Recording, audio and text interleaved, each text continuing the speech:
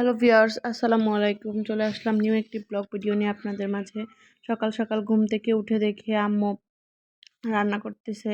এইদিকে সকাল সকাল উঠেই দেখি আম্মু রুটি বানাচ্ছে আর কি। রান্না বলতে আমি আম্মু আমরা বাসার সবাই সকাল সকাল রুটি খেতে অভ্যস্ত। রুটি রুটি ভাত যেটা থাকে সেটাই খাই। এদিকে এটা গমের রুটি, আটা স্বাস্থ্যের জন্য খুব ভালো। এই তো আমি চা দিয়ে রুটি দিয়ে খাচ্ছি। আমার চা রুটি অনেক বেশি পছন্দ। তারপরে এদিকে আবার আমার বাচ্চাটা উঠে গেছে ঘুম থেকে। ওর ঘুম শেষ। উঠেই দেখি কান্নাকাটি করতেছে এইদিকে। তারপর ও এই তো দুধ খাবে, কারণ ঘুম থেকে ওঠার পরে ওকে দুধ দিতে হবে। আমি ফিডারে দুধ বানিয়ে নিলাম ওর জন্য। সবাই জানে যে আমার এক্সাম চলতেছে, যারা আমার রেগুলার ভিডিও দেখে। এদিকে এক্সাম শেষ করার পর দেখি নিচে একজন থ্রি পিস বিক্রি করতেছে, লক্ষ্মীবাজার আর কি। পরে আমি এই থ্রি পিসটা দেখলাম, পিছনের সাইড ব্যাক সাইড খুব সুন্দর। থ্রি পিসটা লক্ষ্মীবাজার পাইকারি রেটে বিক্রি করে, খুব কম দামে রিজনেবল প্রাইসে নিতে পারেন আপনারা সবাই। বেশ ভালো দেখতে থ্রি পিসটি। এইদিকে বাসায় চলে আসলাম, এসে দেখি আম্মুর কাছে বাবু ছিল। ও পুরো ঘর এলোমেলো ছিল, আমি একটু হেল্প করতেছিলাম। কাপড় চোপড় বাচ্চা এলোমেলো করে রাখছিল।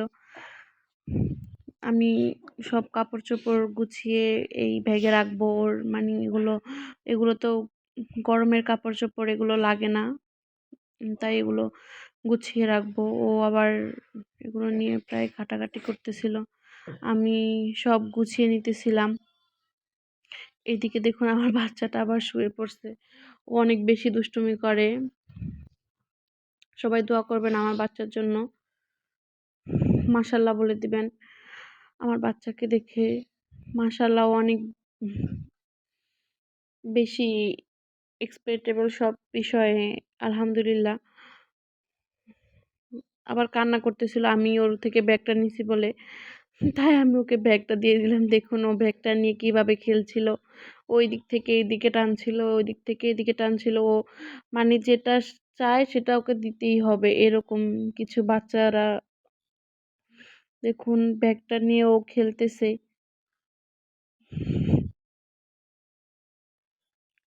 বাচ্চাদের ঘর বলে কথা, সব সময় অবশ্যই পরিপাটি করে রাখতে হবে, না হয় আবার বিভিন্ন ময়লা আবর্জনা থাকলে এটা বাচ্চাদের জন্যই প্রবলেম। অবশ্যই সবসময় বাচ্চাদের ঘর পরিপাটি সুন্দর করে রাখতে হবে। আমি সকাল সকাল অবশ্যই আগে ঘুম থেকে ওঠার পরে সাথে সাথে বাচ্চার কাপড় চোপড় যা যা থাকে এগুলো রেডি করি, বাচ্চার খাবার রান্না করি, সব কাজ সেরে ফেলার চেষ্টা করি। তারপর তো বাসার সব কিছু ঝেড়ে মুছে অন্য রুমে চলে আসলাম, পাশের রুমে। এই রুমে আমার মা এবং আমার ভাই ঘুমায় নিচে আর কি। এখনো এই রুমে খাট কেনা হয় না, যেহেতু আমরা ঢাকাতে নতুন আসছি। দেশের বাড়িতে অনেক ফার্নিচার আছে, বাট আনতে পারি নাই। যতটুকু সম্ভব পারছি নিয়ে আসছি, এবং ঢাকা থেকেও অনেক কিছু কেনাকাটা হয়েছে। দেখুন এই জায়গায় আমাদের ফ্যামিলি মেম্বারদের ছবি রয়েছে, আমি এটাও একটা ক্লিপ নিয়ে নিলাম। আজকে আমি সব ঝেড়ে মুছে একদম সব ক্লিন করব, টিভি থেকে শুরু করে টেবিল, বাসা যত যা কিছু আছে যাবতীয় সব কিছু ক্লিন করব। একটা কথা বলে দিই, আমি এখনো চ্যানেলে নতুন, সবাই আমাকে বেশি বেশি করে লাইক কমেন্ট শেয়ার করবেন। আমি শু বক্সটাও দেখেছেন, জেনে নিয়েছি। এদিকে আমার বাচ্চার আবার ক্ষুধা লেগে গেছে, ওকে আবার দুপুরবেলা ওকে খাবার দিয়ে দিলাম। তারপর বিকেল দিকে আম্মু দেখে আবার পাটিসাপটা পিঠা বানাচ্ছে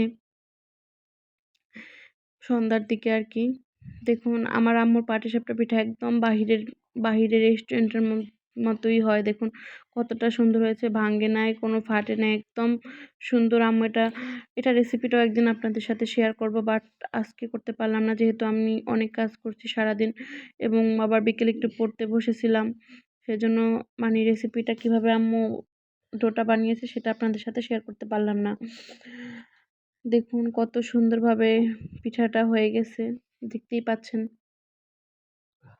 কত সুন্দরভাবে পিঠাটা হয়ে গেছে, এবং কালারটাও অনেক বেশি সুন্দর আসছে পিঠার।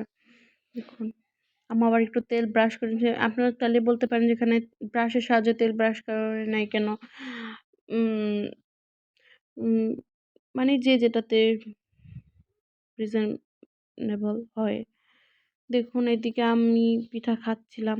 এদিকে আবার আমার হাসব্যান্ড সবজি নিয়ে আসছিল বাহির থেকে। আজকে বাসায় কোনো তরকারি ছিল না। দুপুরে আম্মু পোয়া মাছ শুধু এমনিতেই রান্না করছিল। বাচ্চার জন্য গাজর আনছে, সিম আমাদের জন্য, ফুলকপি আমাদের জন্য, আলু আমাদের জন্যই আনছে। সবজিটা একদম টাটকা এবং দেখুন গাজরের কালারটা কতটা সতেজ। এই তো আমাদের রাত্রের খাবার রেডি। রাতের জন্য রান্না করেছে ইলিশ মাছ দিয়ে, আলু দিয়ে, ফুলকপি দিয়ে, সিম, ডাল রান্না করছে রাতের খাবারের জন্য। এটা দুপুরের পোয়া মাছটাই রয়ে গেছে ২ পিস এবং বাচ্চার জন্য আম্মু আবার সুজি জাল দিয়েছে। এটা তো আমার এই খাবারটা তো হলো আমার বাচ্চার খিচুড়ি। বাচ্চা সম্পূর্ণ খেতে পারে না, যতটুকু খায় আরকি আলহামদুলিল্লাহ। এটা হলো পাটিসাপটা পিঠা যেটা খেলাম, খাওয়ার পর এতটুকু রয়ে গেল। এটা আম্মু ইলিশ মাছ ভাজছিল। সো আসসালামু আলাইকুম, ভালো থাকবেন, সুস্থ থাকবেন, বেশি লাইক কমেন্ট